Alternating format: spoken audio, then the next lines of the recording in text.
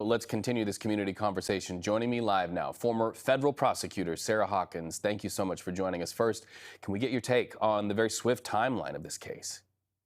Good afternoon. It did strike me how quickly both the employment decision to fire the officers and the criminal charging decision was made.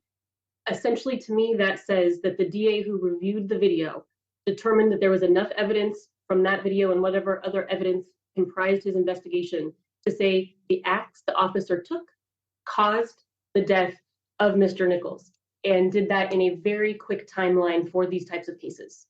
Is that what it takes, really? Just open and shut? And having not seen the video, we haven't seen it either. We await its release in a matter of minutes now. Is that what it takes? Just something that's undeniable on tape?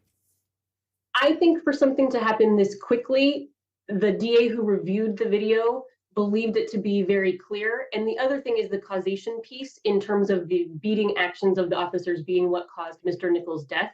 And that determination, in conjunction with the video and whatever evidence the DA reviewed, was sufficient in this case. It's worth noting that the officers did not quit, did not offer to resign. They had to wait to be fired. Lawyers for two of the former officers said their clients would plead not guilty. So when we know that two are going to plead not guilty, what does that trigger by way of the court journey? How does this move forward? I would anticipate all officers would plead not guilty at this stage. Their attorneys are going to want to do a full investigation as well, to review whatever evidence there is, to talk to their clients. And those officers do have due process rights, which will potentially play out in the court system. So this is essentially the first step of what could potentially be a long road ahead if it goes all the way to trial.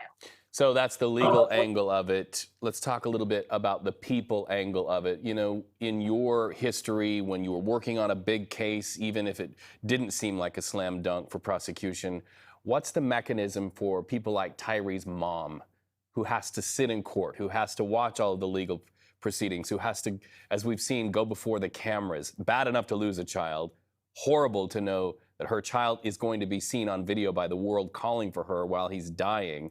What's the mechanism to help a mom? It is so heartbreaking. And I think one of the mechanisms is victim advocates, which I'm sure they have in Memphis, and that type of community support, so that she's informed of and considered at every stage in the proceeding, because it is a long haul. And I will say, prosecutors genuinely care about the families of their victims and often build a team to help. And hopefully she will also have her attorney's support and support from her family and community. But at the end of the day, that's cold comfort for what she's experienced. Absolutely.